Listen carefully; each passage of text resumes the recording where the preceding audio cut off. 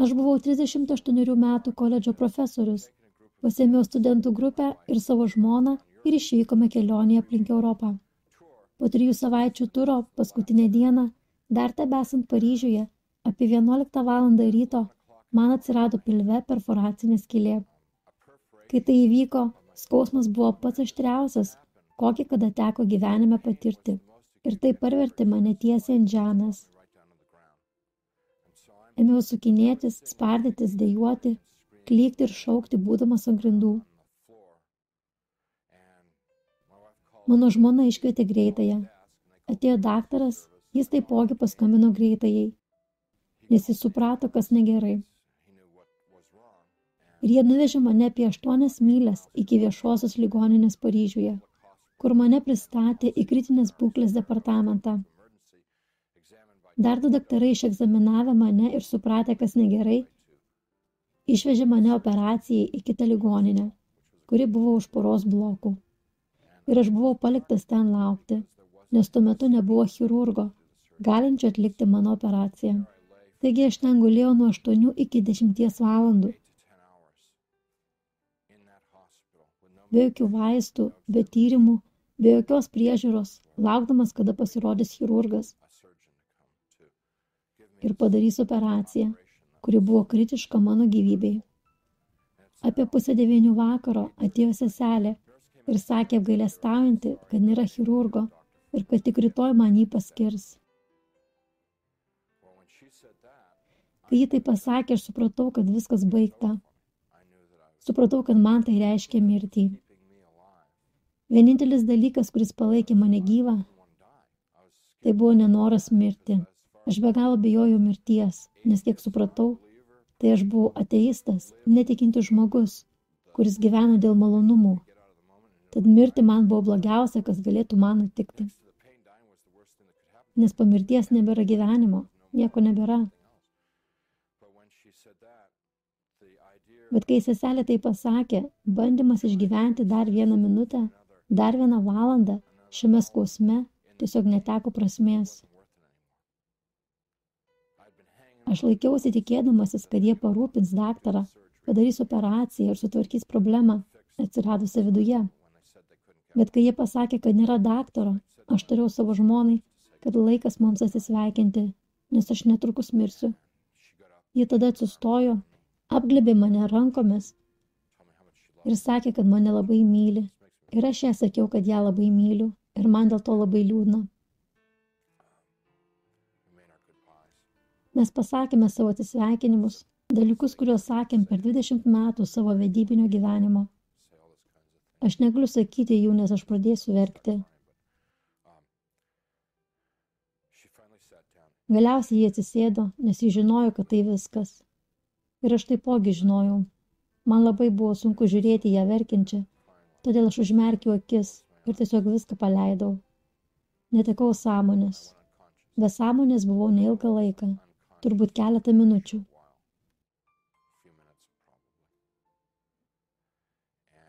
Ir po to pajutau, lyg sąmonė grįžo. Apsižvalgiau ir matau, kad aš jau stoviu šalia savo lovos. Aš puikiai supratau situaciją ir tai, kur randuosi. Mano galvoje nebuvo painiavos. Aš jaučiausi daug gyvybingesnis, daug tikresnis negu bet kada anksčiau gyvenime. Jeigu kas paklaustų, tikrai ne šmėkla, bet kaip tik atvirkščiai, netgi labai gyvas. Apsižvalgęs po kambarį pamačiau, kad kažkas guli lovoje po antklodę. Kūnas. Tad pasilenkiau pažiūrėti ir pažvelgęs į gulinčiojo veidą, pamačiau, kad jis atrodo kaip ir aš. Bet tai buvo neįmanoma, nes aš stovėjau gyvas, jaučiausi puikiai. Taigi pradėjau kalbėti su savo žmona. Ji negalėjo manęs girdėti ar matyti, bet aš pamaniau, kad ji tiesiog ignoruoja mane.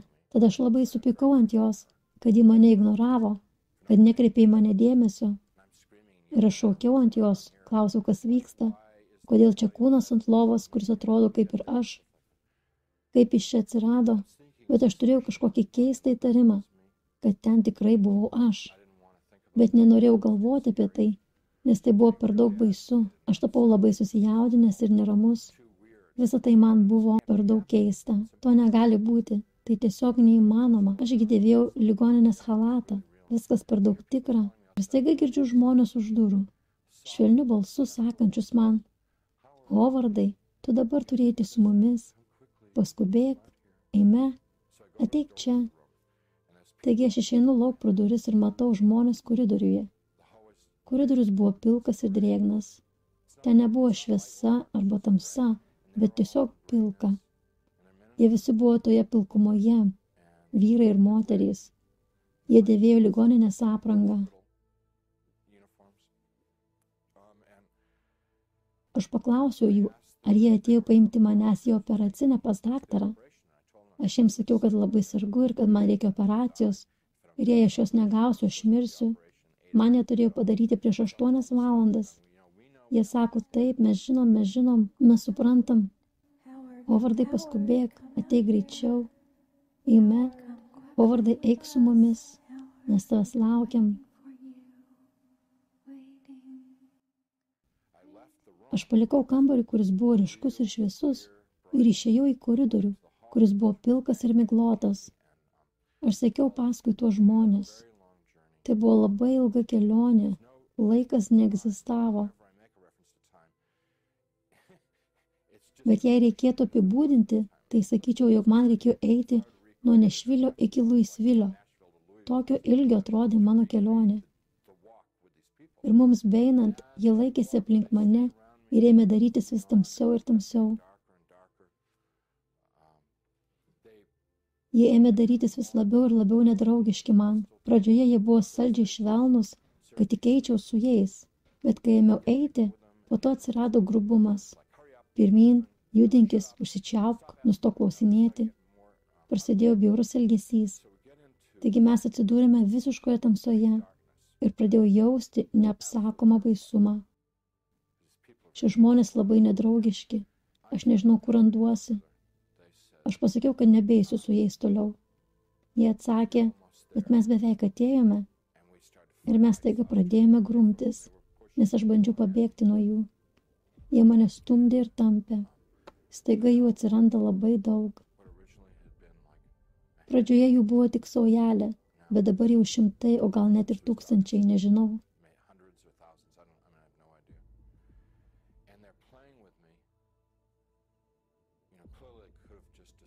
Jie galėjo mane sunaikinti, bet jie to nedarė. Ko jie norėjo, tai sukelti man skausmą. Nes tai juos maitino, jie gavo pasitenkinimą iš skausmo, kurį patyriau. Tai, ką jie pradėjo man daryti, man labai sunku apie visą tai kalbėti, bet pasakysiu tik keletą dalykų, nes tai iš tikro buvo bjauru.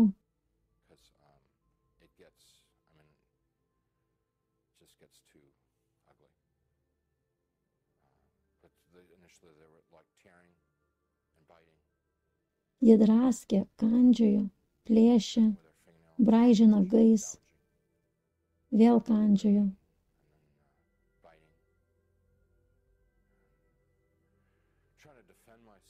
Aš bandžiau apsiginti, nusimesti juos nuo savęs ir pabėgti nuo jų.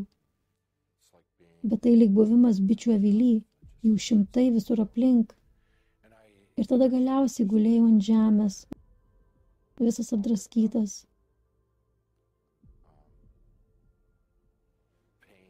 Skausmas visur, iš vidaus ir iš išorės. Ir labiau negu fizinį skausmą, sunkiausia buvo atlaikyti emocinį skausmą dėl to, kas ką tik man nutiko. Ta visiška degradacija, kurią ką tik patyriau. Ir žinote, aš nė minutę negalvojau, kad galbūt tai neteisinga ar nesąžininga. Aš tada išgirdau savo balsą. Tai nebuvo Dievo ar kažkieno kito balsas, tai buvo mano balsas ir aš girdėjau jį kalbant, bet aš pats nekalbėjau. Tai greičiausiai buvo mano balsas iš vidaus, nežinau, bet pamenu, kad mano balsas pasakė, melskis Dievui. Ir aš pagalvojau savo, ašgi netikiu Dievu, kad melšiausi Dievui. Ir galvoju, net jei ir galėčiau melstis, Aš nebemoku, kaip melstis, nes nebuvau meldęsis jau virš 20 metų. Ir pradėjau galvoti, kad kai buvau vaikas, mes meldėmės mokykloje ir bažnyčioje. Bet ką mes sakėme, vis bandžiau prisiminti, nes aš maniau, kad melstis tai reiškia kalbėti tai, ką kažkada buvai išmokęs mintinai. Aš maniau, kad tai ir skaitėsi malda. Ir pradėjau sakyti, viešpats mano ganytojas, kasdienos duonos duok mums šiandien, mano šalis yra. Ši eilutė nėra malda, nors eičiau per mirties šešėlio slėnį. Prieš 47 metus man pradėjo viskas maišytis. Negalėjau prisiminti, kaip melstis.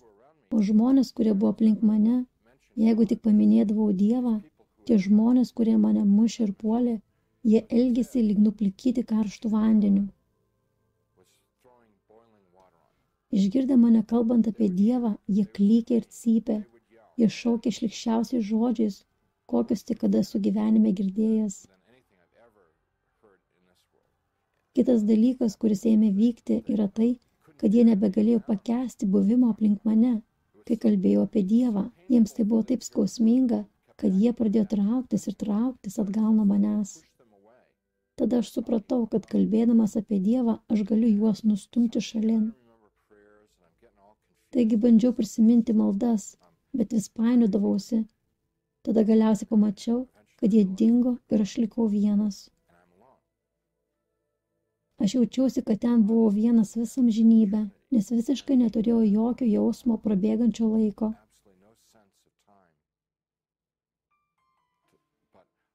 Aš galvojau apie savo gyvenimą ir tai, ką dariau ir ko nepadariau. Mąsčiau apie situaciją, kurioje atsidūriau ir priėjau tokią išvadą, kad aš gyvenau savanaudišką gyvenimą ir kad vienintelis Dievas mano gyvenime buvau aš pats.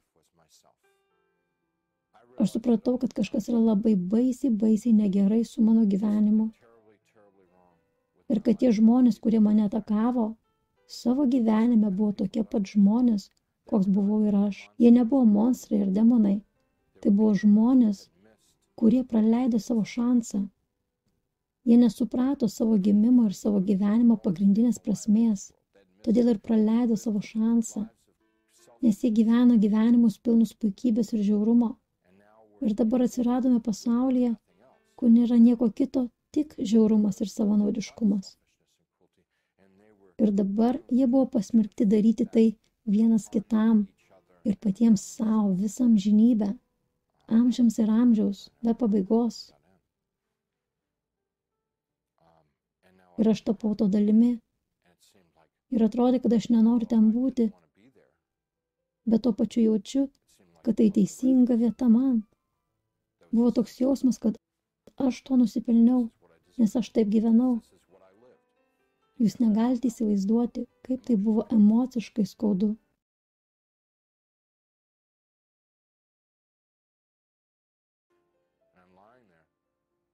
Ir aš gulėjau ten rodos amžinybę, galvodamas apie savo tikėjimą. Ir staiga iššoka iš atminties prisiminimas. Kai būdamas vaikas sėdėjau mokyklos klasėje ir dainavau dainą Jėzus mane myli. Galėjau girdėti tai savo mintyse. Jėzus mane myli, la la la. Jėzus mane myli, la la la.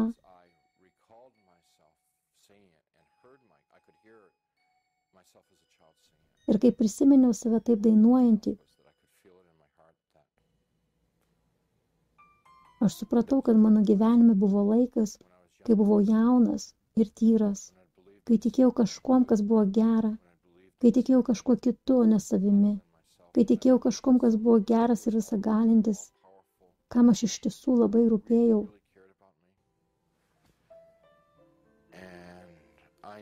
Ir aš supratau, kad aš noriu susigrąžinti tai, ką buvau praradęs, ką buvau išmetęs laukan, tai, ką buvau išdavęs. Aš norėjau tai susigrąžinti. Aš nepažinojau Jėzaus, bet aš tada panorau pažinti Jėzų. Aš nežinojau jo meilės, bet norėjau pažinti jo meilę. Ir aš nežinojau, ar jis tikras, bet aš taip norėjau, kad jis būtų tikras.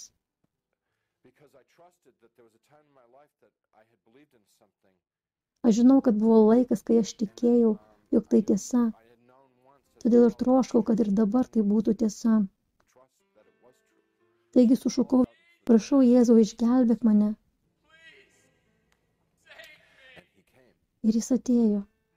Jis atėjo. Pradžioje tai buvo lyg mažas šviesos spindulėlis tamsoje. Labai greitai tapo šviesu. Ir šviesa tapo tokia ryški, kad jei tai būtų įvykę šiame gyvenime, tai būtų mane sunaikinę. Aš būčiau iškeptas. Bet čionai nebuvo pavojinga ar karšta. Šviesa tiesiog apšvietė mane ir jis ištiesė ranką. Jis buvo toje šviesoje, ištiesęs ranką, švelniai mane pakėlė. Jo šviesoje aš galėjau matyti, kad esu susitepęs, purvinas ir žaizdotas.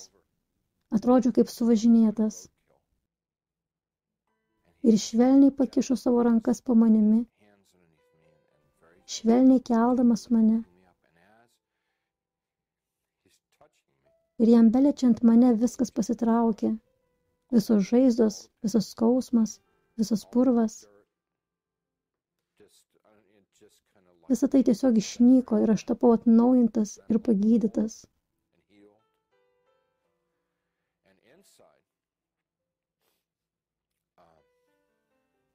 O viduje tiesiog pripildytas jo meilės, kurią norėčiau nupasakoti detaliau. Ir tai labai erzina, nes nemoku, kaip to apibūdinti. Pačios geriausios dalies. Nes tai pats geriausias dalykas, kuris nutiko mano gyvenime. Tai yra pats pačiausias dalykas, jo meilė. Ir aš nežinau, kaip tai išreikšti žodžiais. Taigi jis laiko mane ten apkabinęs ir glosto mano nugarą, kaip tėvas sūnų arba motina savo dukrą. Tiesiog švelniai glosti man nugarą.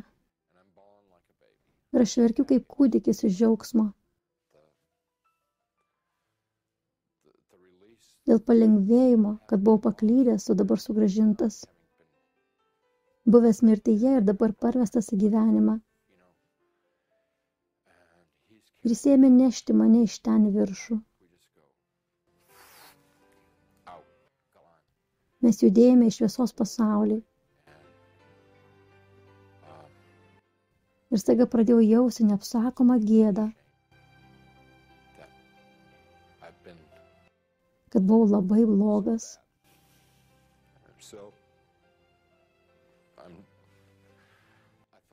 Ėmiau galvoti apie save, lyg būčiau purvas, šiukšlė. Aš pradėjau galvoti, kad jis padarė klaidą. Aš čia nepriklausau. Jis nenori manęs. Žinote, ta gėda. Kodėl aš jam turėčiau rūpėti? Kodėl aš? Aš negeras. Ir staiga mes sustojom. Mes nebuvome nei pragare, nei rojuje. Mes buvome per vidurį. Ir jis tarė, mes nedarome klaidų. Tu priklausai čia. Mes pradėjome kalbėtis. Jis pasakojo dalykus ir pasišaukė angelus. Mes peržvelgėme mano gyvenimą nuo pradžios iki galo.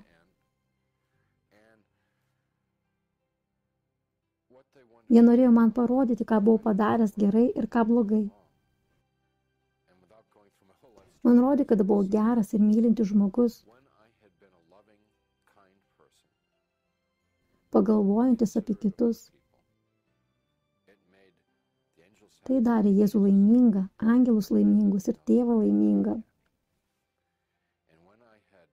Bet kai būdavau savanaudiškas ir manipuliuojantis, tai darė angelus nepatenkintus, Jėzų nepatenkintą ir tėvą nepatenkintą. Ką jie bandė man pasakyti, trumpai tariant, yra tai, kad mano viso gyvenimo prasmė buvo mylėti Dievą ir mylėti savo kaimyną kaip save patį. Štai kodėl aš buvau sukurtas, štai ką atėjau į šį pasaulį išmokti ir įvykdyti. Ir aš to neįvykdžiau. Jie pasakė man, kad turiu sugrįžti atgal į šį pasaulį. Ir aš labai nuliūdau. nes norėjau eiti į rojų. Nes jie man sakė, kad rojus tai pati džiaugsmingiausia, pati įdomiausia ir nuostabiausia vieta. Visi norėtų ten būti ir aš norėjau ten patekti. Bet jie pasakė, kad aš dar nepasiruošęs tam, dar kol kas netinkamas. Tai dar nebuvo mano laikas eiti į rojų. Tai buvo mano laikas sugrįžti į pasaulį ir stengtis gyventi taip, kaip Dievas sukūrė mane ir norėjo, kad gyvenčiau. Aš pasakiau Jėzui ir angelams, kad negalėsiu gyventi šiame pasaulyje be jų. Mano širdis plyš pusiau. Jie sugrąžins mane į šį pasaulį, nes jie bus čia, o aš ten. Ir jie sako man, ar tu vis dar nesupranti? Mes rodome tau štai viską. Mes visada buvome šalia. Mes visada buvome su tavimi visą šį laiką. Tu niekada ten nebuvai vienas. Aš tariau, jūs turite kartais man duoti žinoti tada, kad esate šalia. Tai jie atsakė, jeigu melsiuosi tik Dievui, atgailausiu ir visiškai pasišvęsiu jam,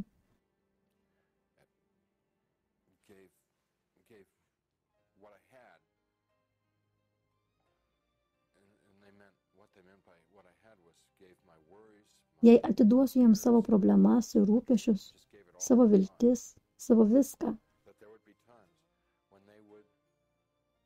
tai tada bus momentai, kai man bus duota žinoti, jog jie yra šalia. Aš nebūtinai juos matysiu, bet jausiu tą pačią meilę,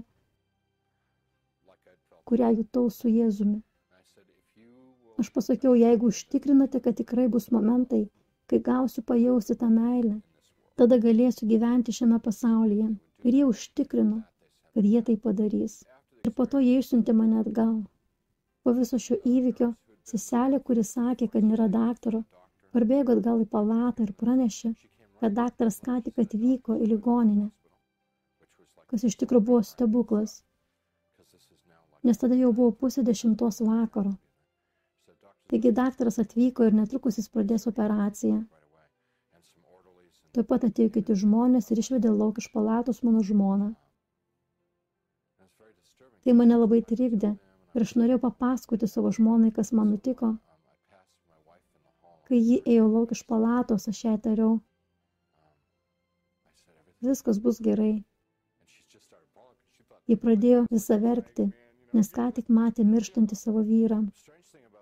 Aš galvoju apie šį savo išgyvenimą ir prisiminimai niekada taip ir neišblanko iš atminties. Jie buvo ryškūs ir tokiais išliko iki pat šiol. Ir tikiu, kad viena iš priežasčių, kodėl Dievas man davė tai patirti, yra ta, kad pasidalinčiau tuom ir su kitais. Aš nežinau su kuom, bet tai proga pasidalinti su kitais, kad tai būtų kažkam pagalba.